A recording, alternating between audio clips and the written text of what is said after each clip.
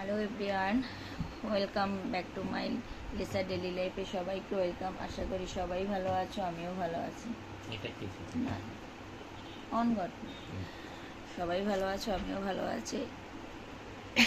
ভালো আছি বলতে আমার ভীষণ জ্বর, যেই কারণে আগের দিন আমি কোনো ব্লগ শ্যুট করতে পারিনি। আজকে ভাবলাম যে না, পরপর দুদিন হয়ে যাবে ব্লগ দেবো না, তো এই ব্লগটা দিয়েছে। তারপরেও মেন জিনিস হলো আমার শাশুড়িমার প্রচণ্ড মানে শরীর খারাপ। এরকম শরীর খারাপ আমি বিয়ে হয়ে এসেছি 3 বছর হতে চললো, কোনোদিনও আমি এরকম দেখিনি।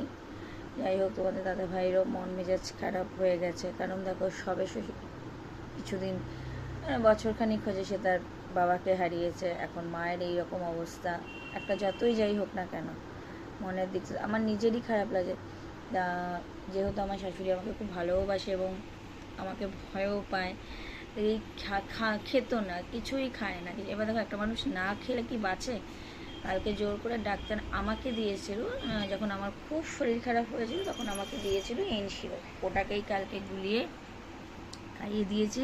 তারপরে আবার জল বিস্কুট খেয়েছে, খেয়ে ওষুধপত্র খেয়ে ঘুমিয়েছে, এখন অব্দি ঘুমোচ্ছে। তাই তোমরাও প্রে করো যাতে আমরা তাড়াতাড়ি সবাই এই বিপদ থেকে রিকভারি করতে পারি। দেখো আমাদের জীবনে আমরা 6টা মানুষ ছাড়া আমাদের কিন্তু আর কেউ নেই। আমার মা, বাবা, বোন, আর এদিকে তোমাদের দাদা ভাই, আমার শাশুড়ি মা আর আমি, আমরা আমাদের মধ্যে রয়েছে। আর সত্যি কথা বলতে আদার্স রিলেটিভ বলতে আমাদের আনুষঙ্গিক, যেমন আমার মামা শ্বশুর মানে শাশুড়ির বাপের বাড়ির দিকে লোক বলো, আমার মায়ের বাপের বাড়ির দিকে বলো, আমার বাবার বাড়ির, এই যে জগৎ আমাদের, এর বাইরে তো আর আমাদের কেউ নেই। চাই সবাই যেন ভালো থাকে, সুস্থ থাকে, এটাই বলবো। কারণ এরকম প্রত্যেকটা ফ্যামিলিতে যদি কী বলো তো এরকম ধরনের একটু করে সমস্যা থাকে না, তাহলে কী হয় বলতো, সেই ফ্যামিলি যেই ফ্যামিলিতে হয় না, সেই ফ্যামিলির লোকেরা জানে যে কত বড় একটা মানে ক্রাইসিস তাদের ওপর দিয়ে যাচ্ছে। যাদের সাথে হয় তারা জানে। দূর থেকে না অনেকে তারাই ফিল করতে পারে। দূর থেকে না অনেকে অনেক কিছু ভাববে যে এইভাবে না, ওইভাবে করো, ওইভাবে না, আমাদের অনেকে অনেক কথা বলছে। কিন্তু আমরা যেহেতু রিয়েলিটিটা ফেস করছি, তো আমরা জানি যে এটা কতটা মানে একটা মানে কতটা বিপজ্জনক জায়গায় আছে। সিমিলারলি আমরাও যখন তাদের জায়গায় থাকি, না আমরা বলি না ওইভাবে কেন করছে, এইভাবে করলেই তো মানে বেটার হতো। মুখে বলা যতটা সোজা না, কাজে কর্মে ততটা কোথাও থেকে দেখা অনেকটা ডিফিকাল্ট হয়ে যায়, সে যে কোনো ব্যাপারেই হোক। যাই হোক, বেশি কথা বলবো না। তা তোমাদের কাছে একটাই রিকোয়েস্ট, তোমাদের দাদাভাইকে বলো মন শক্ত করে অন্তত চুল দাড়িটা কাটতে, না তোমাদের দাদাভাই কিছু কথা বলবে। Good morning. অ্যাকচুয়ালি দেখো, তোমাদের দিদিভাই যেটা বললো একদমই ঠিক, ঠিক আছে? তোমাদের দিদিভাই কি মানে তোমাদের দিদিভাই তো ধরো 2.5 বছর হয়েছে এসছে, মানে 3 বছর হয়ে হবে এসছে। আমি নিজেই মাকে কখনো যে এতটা এরকম শরীর খারাপ, ঠিক আছে, মানে সিরিয়াস বলতে দেখো, হ্যাঁ এর আগেও যেমন অ্যাক্সিডেন্ট হয়েছিল, তোমার হাতের একবার হয়েছিল, ঠিক আছে, রেল লাইনে পুরো অফিস থেকে ফেরার সময় পায়েও হয়েছিল, সেগুলো ঠিক আছে। এইবারটা যেন কেমন একটা মানে শরীরটা তখন তো অবশ্য কী বলো তো, তখন আমার বিয়ে হয়নি, ঠিক আছে, বাবা বেঁচে ছিল, আরও আনুষঙ্গিক পরিবারের যারা ছিল অনেকে ছিল তখন, তারা এখন যা হয় পারিবারিক ইয়েতে যেটা হয়, তারা এখন অনেকে নেই, ঠিক আছে, মানে এখন নেই আমাদের সাথে। এবার কী আছে, সত্যি কথা বলতে এরকম টাইপের শরীর খারাপ মানে আমি বেসিক্যালি আমি দেখিনি, ঠিক আছে, কিন্তু এতটা মানে নিস্তব্ধ হয়ে যাওয়া, চুপচাপ খাওয়া দাওয়া ছেড়ে দেওয়া, যাই হোক দেখো মানুষের কি হয়, নিশ্চয়ই এটা হয়তো অনেকে বলতে পারে যে কেন এরকম কী হচ্ছে না হচ্ছে কী ব্যাপার, যেটা দিদিভাই বললো অ্যাকচুয়ালি কি, যারা সামনে থাকছে যারা দেখছে তারা বুঝতে পারছে যে অরিজিনাল ব্যাপারটা কী আছে। যেমন আমরা দেখছি, মানে বেসিক্যালি সব থেকে তো বেশি দেখছি আমি আর তোমাদের দিদিভাই, ঠিক আছে, আমরা কিন্তু একদম জিনিসটাকে, হ্যাঁ যেমন দিদিভাইয়ের বাড়ির লোক বলো বা মামা শ্বশুর, মানে আমার মামার সঙ্গে কালকে কথা হচ্ছিল মায়ের, তার আগের দিন দিদিভাই রাত্রিবেলা মেসেজ করেছিল, ঠিক আছে, সব রিপোর্ট দিয়ে মামাকে। তো যাই হোক, কালকে কথা হয়েছে মামার সঙ্গে মায়ের। তো যাই হোক, সেও এখন মানে কিছুটা আমার একটু এক্সটেন্ড বুঝতে পারছে, দিদিভাই বাড়ির লোকও কিছু তো বুঝতে পারছে যে কি হচ্ছে না হচ্ছে। কিন্তু সব থেকে জিনিসটা রিয়েলাইজ করছি আমরা, যে আমরা চোখের সামনে দেখছি আর সত্যি কথা বলতে যে দেখো, যে মানুষটাকে আমরা কোনোদিন এরকম দেখিনি, ঠিক আছে, অল অফ এ সাডেন যদি সেই মানুষটাকে, কোনো মানুষকে এরকম দেখা হয় যে সেই মানুষটা একদম নিস্তেজ হয়ে গেছে, চুপচাপ, ঠিক আছে, খাওয়া দাওয়া করছে না, ঠিক আছে, মনটা পুরো ভেঙে গেছে, না তো বাড়ির পরিবেশ না ভালো থাকে না। দেখো, খাওয়া দাওয়াটা বড় ব্যাপার না, অল্প খাওয়া দাওয়া করছো, অল্প অল্প নর্মাল খাওয়া দাওয়া করো, ঠিক আছে, হাই ফাই খেতে হবে তা না, একটু মানুষের অল্প খাওয়া দাওয়া করে একটু হাসি ঠাট্টার মধ্যে থাকলেও না মানুষ ভালো থাকে। কিন্তু কি, হোটেল কিছু থাকলেও যদি মানুষের মনে সুখ না থাকে, শান্তি না থাকে, সে কখনো ভালো থাকে না। আর শরীর যদি ভালো না থাকে অবভিয়াসলি। তো যাই হোক, তো এটাই তোমাদের কাছে বলবো, তোমাদের দিদিভাইও বললো, আমিও বলবো, তোমরা সবাই প্রে করো যাতে তোমাদের আন্টি তাড়াতাড়ি ঠিক হয়ে যায়, ঠিক আছে, আবার আমরা নর্মাল লাইফস্টাইলে সবাই ফিরতে পারি, ঠিক আছে। তো যাই হোক, এই অন্তত এই ভিডিওটা যারা দেখছো, ঠিক আছে, তারা অন্তত পাশে থেকো, অন্তত আমাদের সাপোর্ট করো, ব্যাস এইটুকুই বলার আছে। যারা হয়তো যে এখনও জানে না যে আদৌ যে কী ব্যাপার, কী হচ্ছে না হচ্ছে, তারা অন্তত এই ভিডিও দেখে জানতে পারবে যে, বা ভিডিওটা দেখলে বুঝতে পারবে যে সত্যিই আমরা একটা খুব টাফ সিচুয়েশানের মধ্যে দিয়ে যাচ্ছি।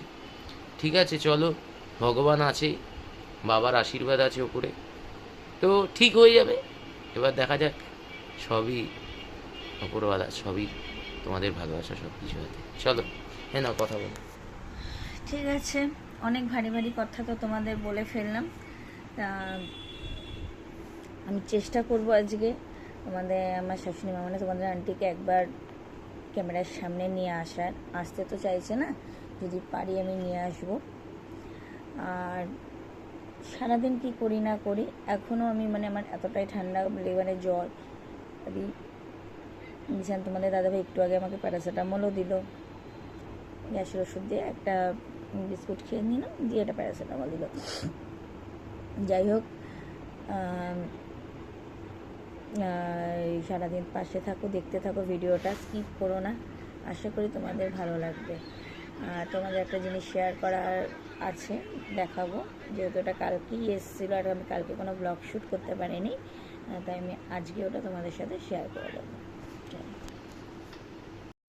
দেখো, চলে এসেছি কিন্তু বিছানাটা পরিষ্কার করতে। আর বিছানাটা যদি একবার পরিষ্কার করে নেওয়া যায় না, মনে হয় কি ঘরের অর্ধেকের বেশি কাজ কিন্তু মনে হয় কমপ্লিট হয়ে যাচ্ছে, বিছানাটা একটু টান টান হয়ে যায়।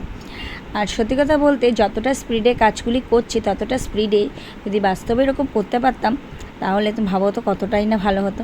যাই হোক, সেটা তো সম্ভব না। তো বিছানাটাকে পরিষ্কার করে নিচ্ছি। আর আমার ক্যামেরা সেটিংটা ঠিক করে রাখা হয়নি বলে তোমরা বিছানার পুরো বিছানাটা দেখতে পাচ্ছ না, আমি কাজ করছি সেটা তোমরা পরিষ্কার বুঝতে পারছো। যাই হোক, আর আজকে ওই বিছানার ওপরের ওই দিকে দেখো, তোমাদের যে ওখানে যে টেডিগুলি রয়েছে সেগুলিকে সব আজকে পরিষ্কার করব। ওগুলিকে কাজও, এসিটাকে বন্ধ করে দিলাম, এবার ঝটপট করে আমি ওগুলিকে ভিজাতে নিয়ে যাচ্ছি।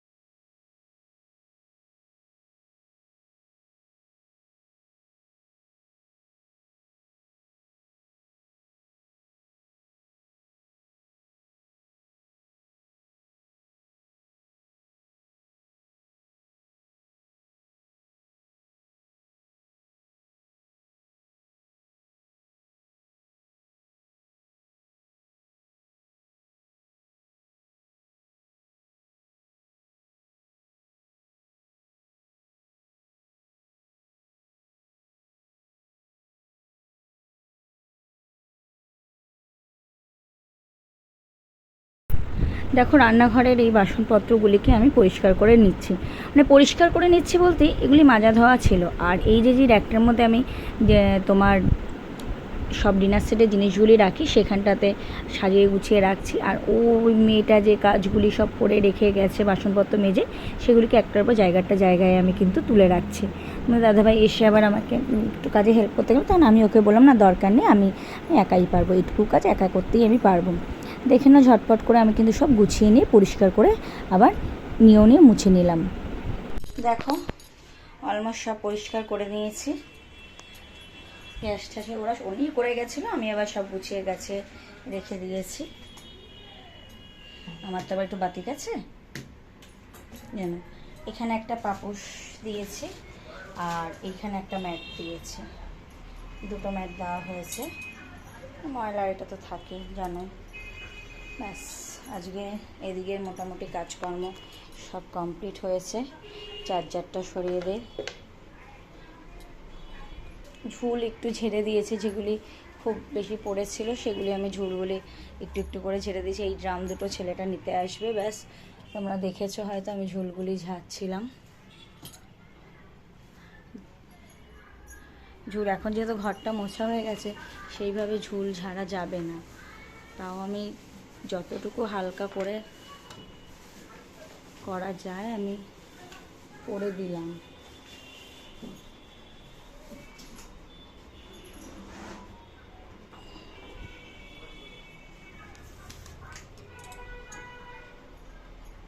দেখো তো কাজ করে দেখে না, ঠিক আছে দেখে নিয়ে এসছো। দাঁড়াও এগুলো এই দিকটা লেগে থাকে, এটা মুছলো, এটা পরে না, সুবিধা হয় না। এই দেখো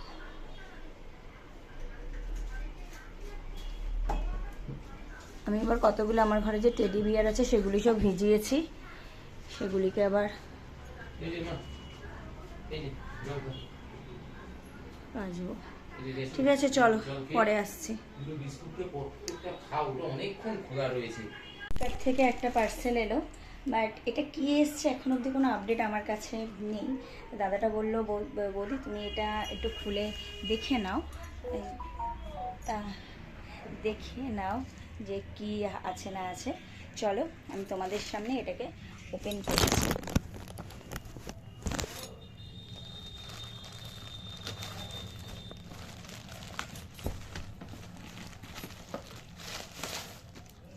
একটা জুতোর বক্স, আচ্ছা আমার একটা জুতো এসছে।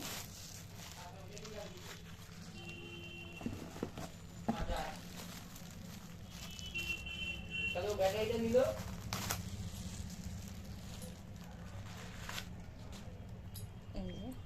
জুতো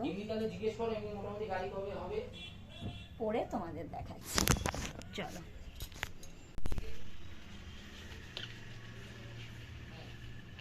দেখো একদম ঠিকঠাক সাইজই আছে।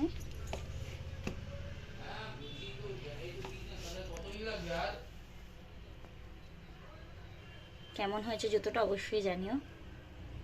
অনেকক্ষণ বাদেই আবার তোমাদের কাছে এলাম। চান হয়ে গেছে, চান করে একটু শুতে খুব খারাপ লাগছে না। অনেকগুলি কাছাকাছি যে ঘরে যে টেডি বিয়ারগুলি ছিল ওগুলো এত ওয়েট না, কিছু হাতে কেচে আবার তোমার দাদাকে আমার সাথে ছাদে গেছিলো বলে দিয়ে আসলাম। সে আবার জামাকাপড় যে কটা ছিল সে কটা কেচে জামাকাপড় কটা বলতে আমার নাইটিটা তোমার দাদাভাইয়ের, আমার দুটো নাইটি তোমার দাদাভাইয়ের প্যান্ট, একটা বালিশের ওষারাগুলি ছিল, ওগুলো আর নাড়াটা মেলতে পারিনি, এখনও বের করে না যে থাক পরে বলতে এখন একটু শুনলাম। এসে শরীরটা খুব খারাপ লাগছে, মানে আর পাচ্ছি না। ঠিক আছে তোমাদের সাথে আমি আবার পরে আসবো, আপাতত এখন একটু রেস্ট নেই। লাঞ্চ কমপ্লিট করলাম, আধা ঘন্টা লেগে গেছে, আর ভালো লাগছে না কিছু। আমি সেটা চলছে মন ভাবতেই পারো, একদম টপ ফ্লোরে তো ওই জন্য, আর কাছাকাছি যে প্রচুর হয়েছে। আর টেডিগুলি এত ভারী হয় না, কেচেছি যখন মানে বাহার তখন যন্ত্রণায় ছিঁড়ে যাচ্ছে। ঠিক আছে বন্ধুরা চলো, অনেকক্ষণ বাদেই তোমাদের সাথে কথা বলতে এসেছিলাম। তোমাদের দাদাভাই একটা কাজ করছিল। ঠিক আছে তোমাদের সাথে দেখা হচ্ছে আবার পরে। ততক্ষণ টাটা।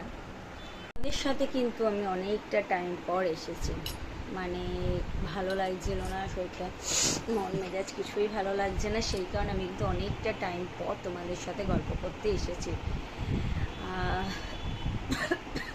ছাদে গেছি, তোমাদের ছাদে গেছিলাম, ভেবেছিলাম যাবো, তোমাদের দাদা ভাই নিয়ে এসছে, আমি আর যে যাওয়া হয়নি। এগুলি কেচেছি, সেগুলো আরও দেখায়। এই যে টেডিগুলি সব দেখছো চকচক করছে, এগুলি সব আজকে কেচেছি। আর এগুলি যখন জলে পড়ে না বিভৎস ভারী হয়ে যায় গো, খুব কষ্ট হয়েছে। এগুলি কেচেছি। আর খাবারও তোমাদের দাদা ভাই নিয়ে এসছে, এই ঘরে নিয়ে এসছে।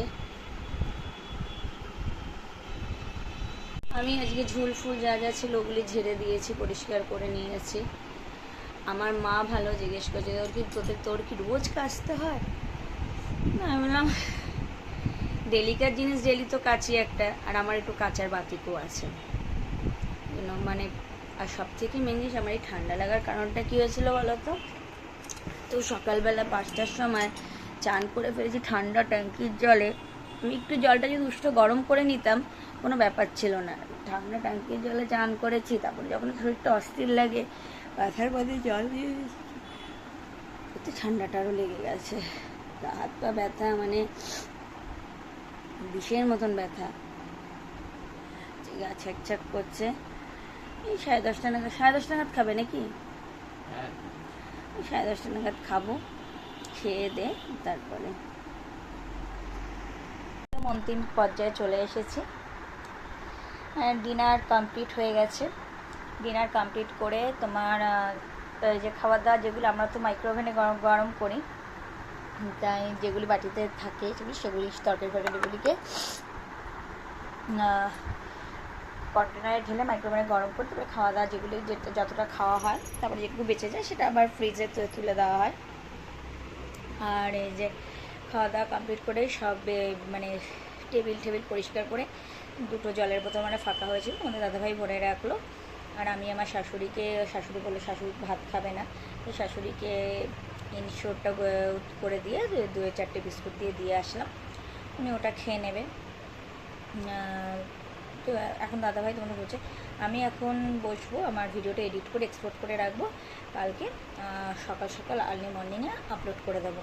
তার কারণ ভিডিওটা তাড়াতাড়ি আপলোড করে দিতে পারলে কী হয়, নতুন ভিডিও করার একটা এনার্জি থাকে। আর সত্যি কথা বলতে অনেক কাজও তো থাকে না সকালের দিকটায়।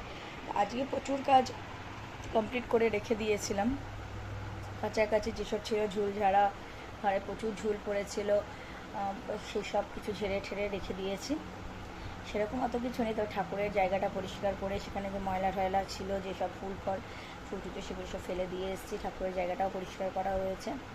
যাই হোক, সব কিছু মিলিয়ে কালকের দিনটাতে অন্য আরও কাজ সঙ্গে যেগুলি আছে সেগুলি করে রাখতে হবে, কারণ বুধবার দিন আমার শাশুড়ির চোখের অপারেশন আছে, রবিবার দিন আবার তাকে নিয়ে যেতে হবে, তার ইঞ্জেকশন করানোর আছে, নানা ধরনের অনেক কাজ আছে।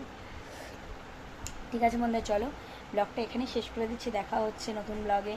ভালো থেকো, সুস্থ থেকো সবাইকে, এটাই বলবো। আর এখন অবধি যারা আমার চ্যানেলটি সাবস্ক্রাইব করেনি তারা অতি অবশ্যই আমার চ্যানেলটি সাবস্ক্রাইব করে পাশে থাকা বেল বাটনটি প্রেস করে দেবে, যাতে আমার ভিডিও নোটিফিকেশান তোমাদের কাছে খুব তাড়াতাড়ি পৌঁছে যায়। Good night, sweet dreams.